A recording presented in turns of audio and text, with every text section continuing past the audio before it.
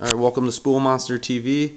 Today we're going to be installing a boost fooler on a 6-liter Power Stroke. Picked this one up from BD Diesel. It should be a pretty simple install. I went ahead and removed the battery on the driver's side already, so that way when we get ready to connect the wire on it, it'll be pretty simple. But we're going to go ahead and start by finding the map sensor, which is going to be on the passenger side. So we'll go ahead over there.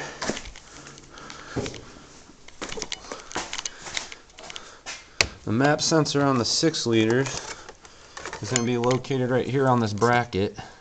So I'm going to go ahead and take that off, and that way you'll be able to see the harness a little easier.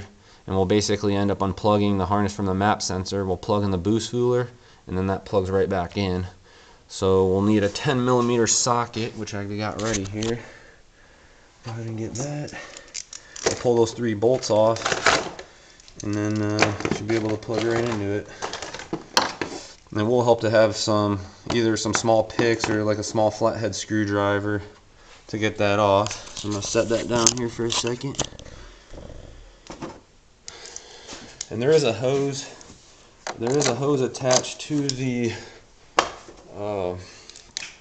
map sensor, so you want to be careful when you're removing it that you don't actually break it off or break the map sensor, because they are pretty fragile. Go ahead and pull those.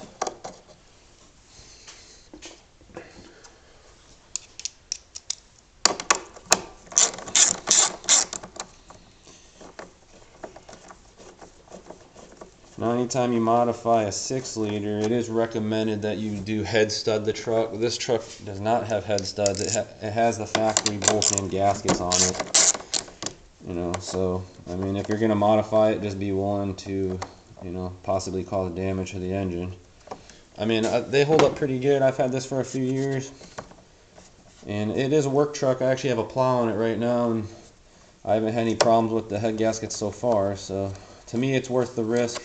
I do have a small tune on the truck, but yeah, like I said, to me it's worth it. I do my own work, so it's not a big deal. If I gotta fix something. Alright, so that bracket's gonna pivot up, and that's the actual map sensor right there. As you can see, we're gonna go ahead and unplug that, and we should be able to leave the hose right here. That's actually what gives the map sensor its reading. This red tab here, what you want to do is actually push down on that. See if I can position this so you can see. You push this tab down, and then the release tab's underneath there, and it'll actually slip down. See if I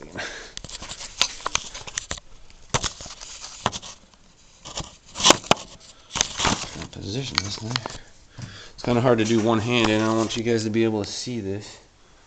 Maybe I'll get a little box to set it on.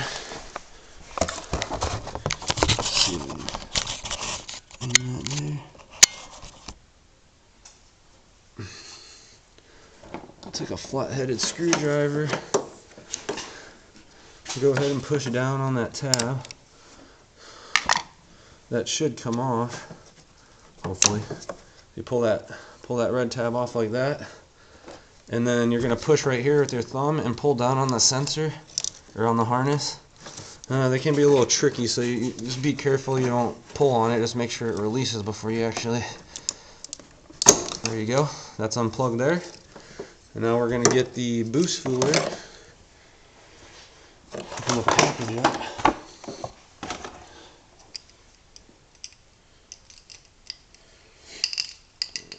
Okay.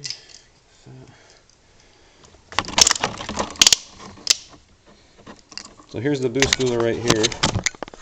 And you can see you've got 2 ends on it. Now it will only plug in one way, so one side of the harness will actually plug into the map sensor, and the other side is going to plug right back into the harness. And then this wire here, this yellow wire, is going to run over to the ECM, and that's what's going to give it the signal. And I'll show you where to attach that once I get this plugged in.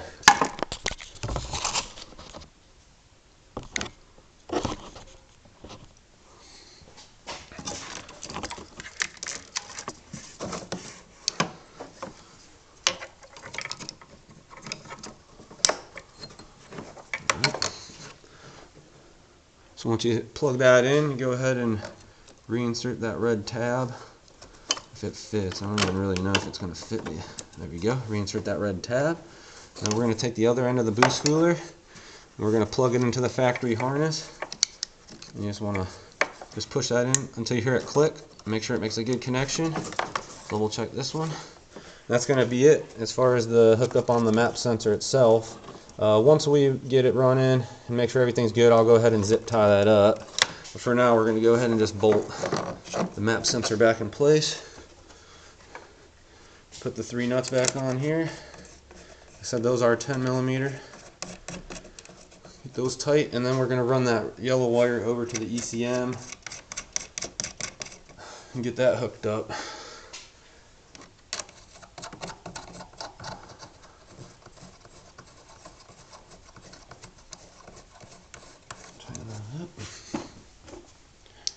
Go ahead and snug that down.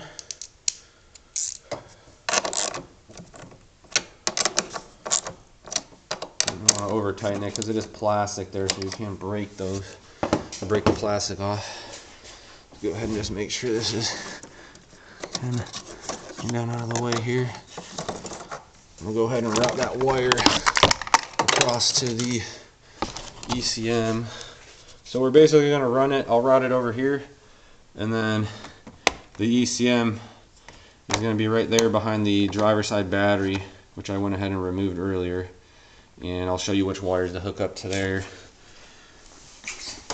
I'll go ahead and set that down for a second. Oh, this is kind of tricky.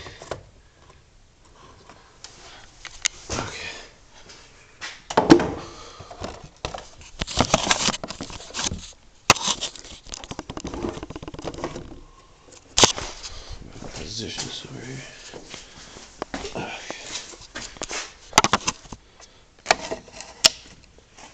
Right.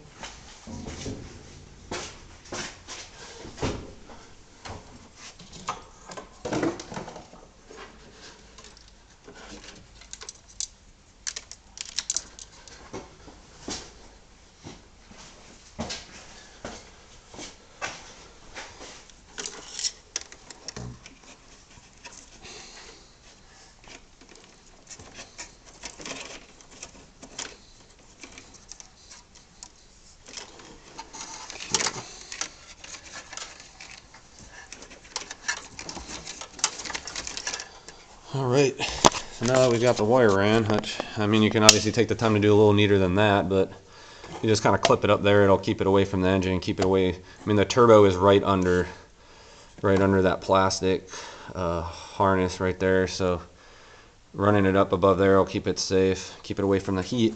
So we're going to run it over here, and right here is the ECM harness that we need to connect into. On a 2004 and 2003 truck, you want to tap into the yellow wire, and it's going to be pin 37. It'll be in between I believe it's a dark blue, I'll check the instructions here real quick. It's going to be in between a dark blue light green wire and a tan and white wire. And that's pin 37. If it's a 2005 to 2007, it's going to be a white wire. And I don't know if you can see this or not, but I already kind of went ahead and found the wire, and it's right there on the end of the pick. They provide like a posi tap connection, which basically will just puncture into that wire and give us the contact we need. So I'll go ahead and get that hooked up.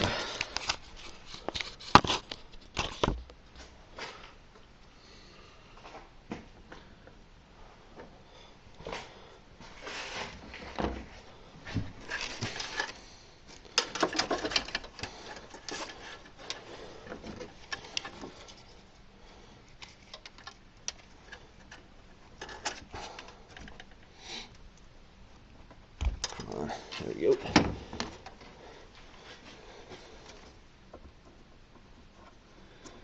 We'll go ahead and use this posi tap. Like I said, it threads right on there and it'll puncture right into the wire, and that'll give us the contact coming off the ECM, and then the yellow wire running from the booster itself will hook into this other end here.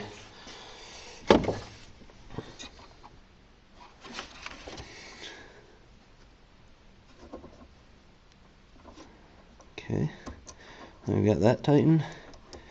Go ahead. You'll need to strip a little bit of the wire off on the end, and that'll, you know, maybe a 1/4 inch or so. I've actually never used one of these posi tests before, so I guess we'll see how this works.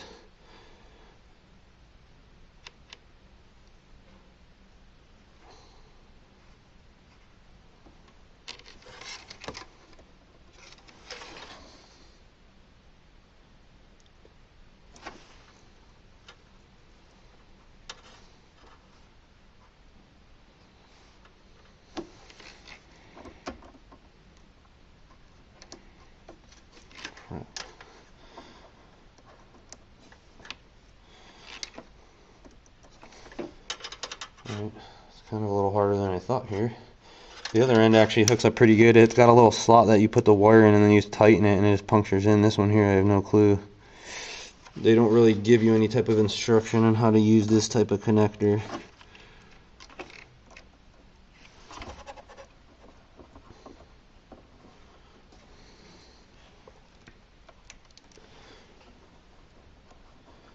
Go ahead and double this wire up.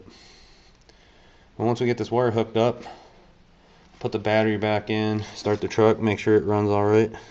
Make sure I didn't do anything, make sure I didn't mess anything up while I was doing this.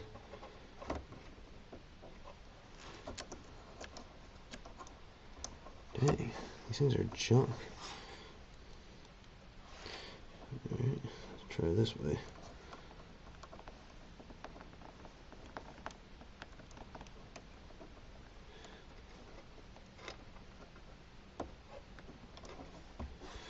Yeah, this thing is, like I said, this ain't as easy as I thought it was.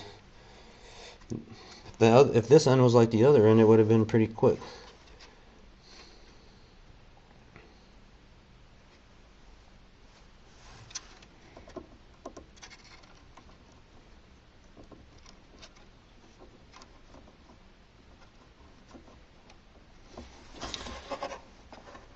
Alright, there we go. I think that's going to be it. I think that'll do it, hopefully. Probably go ahead and wrap that with some tape. Alright, we'll go ahead and put the battery back in and see if she'll start up for us.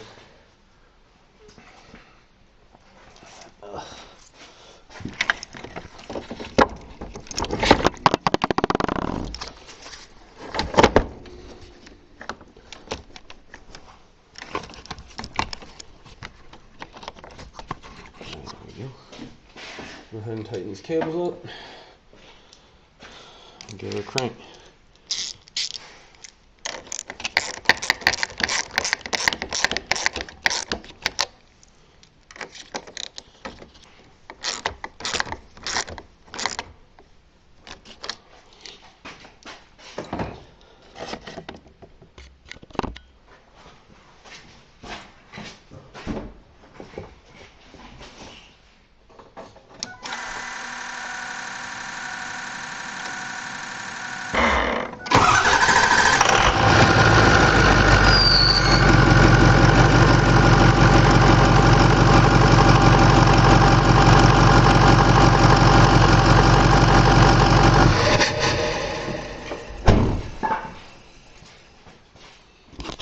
Alright, well, it started up, so that's always good. The next video I'm going to put up is either going to be an actual drive, you know, an in-truck drive of it, or I might just do a review and let you guys know what I think about it. That's going to wrap it up for today. Make sure you like and subscribe. Thanks for watching Spool Monster TV.